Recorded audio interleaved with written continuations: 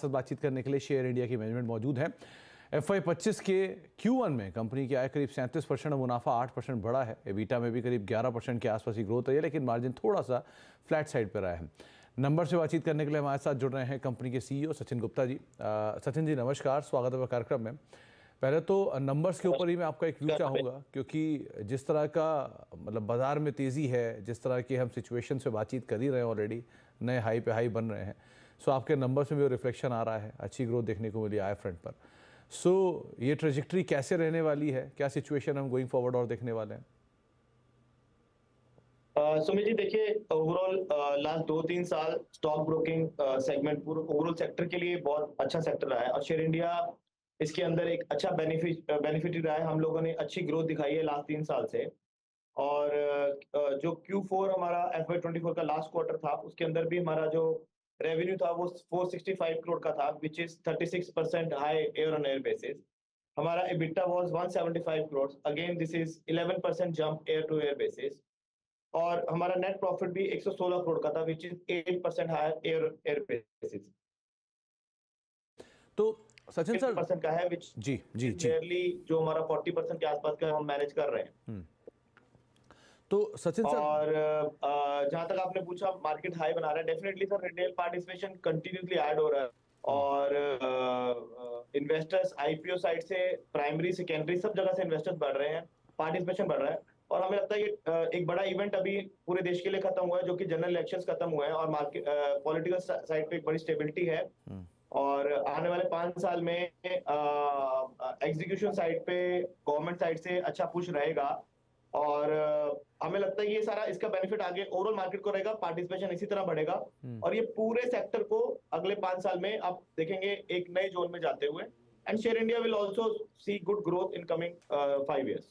तो सचिन सर, ये brokerage business के अंदर करीब करीब 27% की एक अच्छी ग्रोथ आपने वाई बेसिस पर देखी है, एंड साइमल्टेनियसली आपने 2 नए एक्विजिशंस भी किए हैं इसी सेगमेंट को और या बाकी सेगमेंट्स को और बूस्ट करने के लिए। सो ये तरह की ग्रोथ को आप कैसे मेंटेन रखोगे? 1 2 दूसरा, जो 2 नए एक्विजिशन किए हैं इनका कितना इम्पैक्ट या कब तक इनका इम्पैक्ट हम देखेंगे? सुमित जी, मैं एक आपके माध्यम से आपके व्यूअर्स को और सबको ये बताना चाहता हूँ कि सारा फोकस इस टाइम जो शेयर इंडिया का है वो रिटेल ग्रोथ की तरफ है। रिटेल में हम लोगों ने रिटेल को बड़ा करने के लिए हमें टेक साइड पे सपोर्ट चाहिए था, तो हमने 2 कंपनी एक्वायर किया, एल्गोवायर और यूट्रेड, जो कि सब्सिडरीज है शेयर इंडिया की। यूट्रेड के साथ मिलके हम लोगों ने एक एल्गो फॉर रिटेल, यूट्रेड एल्गोस के नाम से एक प्रोडक्ट लॉन्च किया है अभी 4-5 महीने पहले। और इसके थ्रू हमें रिटेल पार्टिसिपेशन काफी अच्छा मिल रहा है। और ये दोनों टेक कंपनीज हेल्प कर रही हैं एक अच्छा प्रोडक्ट डिजाइन करने में जो रिटेल के काम आता है। जो रिटेलर एल्गो ट्रेडिंग करना चाहता है वो यूट्रेड एल्गो के माध्यम से शेयर इंडिया के थ्रू वो ट्रेडिंग कर सकता है। और जहां तक की पार्टिसिपेशन की बात है, इस टाइम हम लोग का फोकस MTF प्रोडक्ट एक बड़ा प्रोडक्ट है जहां पे हम फंडिंग कर सकते हैं रिटेल को। और भी कई इनोवेटिव रिटेल प्रोडक्ट्स के ऊपर हमारा फोकस है। तो आप देखेंगे ऑलरेडी हमारा retail growth year on year basis पे, ओनली रिटेल की बात करूं, it is more than 100% in terms of account opening. और MTF हमने बुक अभी लास्ट ईयर स्टार्ट की, उसमें अच्छा ग्रोथ आया। और अगले 3-4 साल में ये रिटेल नंबर हमारा काफी तेजी से बढ़ेगा, ऑनलाइन ऑफलाइन दोनों तरफ से। और हम लोग ऐसे सारे प्रोडक्ट डिजाइन कर रहे हैं रिटेलर्स के लिए जो कि क्लाइंट की डिमांड है, उसी के हिसाब से सारे प्रोडक्ट डिजाइन करके ऑफलाइन ऑनलाइन दोनों तरफ से पुश कर रहे हैं। एंड वी होप आप देखेंगे नेक्स्ट 2-3 साल में रिटेल ग्रोथ काफी बड़ी आने वाली है शेयर इंडिया। क्योंकि एल्गो को रिटेल पे लाने की बातचीत की है, सो क्या प्लान आपने इसके लिए ईयर मार्क करके रखा हुआ है? और क्योंकि आपके इस सेगमेंट में या अलग अलग ब्रोकरेज हाउसेस बढ़ रहे हैं, धीरे धीरे कंपटीशन भी स्टिफ हो रहा है जैसे मार्केट ग्रो कर रही है, सो इसको आप कैसे मिटिगेट करोगे? सुमित जी, जैसे आपने बताया कि 2 टेक कंपनीज हमने जो एक्वायर की हैं, उसका पर्पस यही है कि हम लोग इनोवेटिव प्रोडक्ट्स रिटेल के दे पाएं। तो हमने जो प्लान बनाया है उसमें पहला तो यही है कि एल्गो फॉर रिटेल जो यूट्रेड एल्गोज है, इसके माध्यम से हम ऑनलाइन ट्रेडर्स जितने हैं उनको हम कैप्चर कर पाए, उनको एक आसान प्रोडक्ट दे पाए ट्रेडिंग के लिए। और उसमें काफी लोगों का इंटरेस्ट भी आ रहा है। और इसके लिए हम लोग ऑनलाइन मार्केटिंग के साथ साथ जितनी मेन सिटीज हैं इंडिया की, वहां पे हम कॉन्फ्रेंसेस भी कर रहे हैं और रोड शोज भी कर रहे हैं। वहां से भी लोगों का काफी इंटरेस्ट आ रहा है।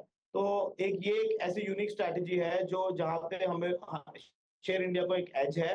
और हमें लग रहा है कि आने वाले टाइम में यहाँ पे एक हमें बड़ा ट्रैक्शन यहाँ से क्लाइंटों का मिलेगा। और एमटीएफ दूसरा प्रोडक्ट है, एमटीएफ को भी हम लोग एक अच्छे लेवल पे पैन इंडिया लेवल पे पुश कर रहे हैं। ये भी एक क्लाइंट एक्वायर करने के लिए एक अच्छी स्ट्रैटेजी है। रिसर्च बेस हमारा अच्छा है। तो ओवरऑल हम लोग जितने भी रिटेल को ट्रैक करने के लिए प्रोडक्ट्स चाहिए, उन सब पे शेयर इंडिया ध्यान दे रही है और यूट्रेड एल्गोस को हम लोग काफी अग्रेसिवली पुश कर रहे हैं। तो गुप्ता सर, क्योंकि बहुत सारे सर्विलांस भी अब शुरू हो गए हैं और जो रेगुलेटर है वो भी काफ़ी विजिलेंट है। रिसेंटली उन्होंने एक डिस्काउंट ब्रोकर्स को लेकर अपना एक सर्कुलर भी जारी किया था। ये किस तरह का इम्प्लीकेशन आपके लिए रहेगा, क्योंकि बहुत सारे ब्रोकर हाउसेस की मेजर रेवेन्यू का हिस्सा आता है। सो आप पे भी कोई इसका इम्पैक्ट है क्या अदरवाइज? देखिए ऐसा है सर कि आप अभी रिसेंट सर्कुलर की बात कर रहे हैं जिसमें कि ऑप्शन के चार्जेस को उन्होंने यूनिफॉर्म करने की बात की है। हमें ऐसा लगता है ये एक गुड स्टेप है ओवरऑल, जिससे कि हर वो ब्रोकर पार्टिसिपेट कर पाएगा पैन इंडिया लेवल पे, जो कि शायद कॉम्पीट नहीं कर पा रहा था due to the cost factor. Correct. तो जब भी कोई रेगुलेटर स्टेप लेता है, ये हमेशा रिटेल के बेनिफिट के लिए लेता है। हमें ये लगता है कि ये स्टेप नेगेटिव नहीं होगा, ये स्टेप ओवरऑल पॉजिटिव होगा। अडेप्टेशन में थोड़ा टाइम लगता है, बट अगर हम शेयर इंडिया लेवल पे बात करें तो शेयर इंडिया पे इसका कोई बहुत मेजर इम्पैक्ट हम लोग को, हमारी मैनेजमेंट को अभी तक नहीं नजर आ रहा है। एंड जो भी चैलेंजेस हैं पूरी इंडस्ट्री के साथ हैं, एंड इंडस्ट्री की ग्रोथ के लिए ज्यादा ब्रोकर्स का रहना, उनका रेलेवेंट बिजनेस होना ओवरऑल इंडस्ट्री के लिए अच्छा है। जिस हिसाब से इंडिया में पार्टिसिपेशन बढ़ रहा है, तो वो उसका concentration to some brokers is not good for the overall industry. तो अगर वो जो सेबी ने स्टेप लिया, बड़ा वाइज स्टेप है, एंड आने वाले समय में हम सब इस स्टेप को अप्रिशिएट करेंगे। और शेयर इंडिया लेवल पे भी हम लोग को इस स्टेप से कोई नेगेटिव इम्पैक्ट नहीं है, पॉजिटिव है सर। चलिए, बहुत बहुत शुक्रिया सचिन सर हमारे साथ बातचीत करने के लिए। समय का अभाव, वरना आपसे और बात करते, लेकिन बहुत बहुत शुक्रिया आज हमें अपना समय देने के लिए, हमसे चर्चा करने के लिए, और आपको शुभकामनाएं आने वाले क्वार्टर्स के लिए, नंबर्स के लिए भी।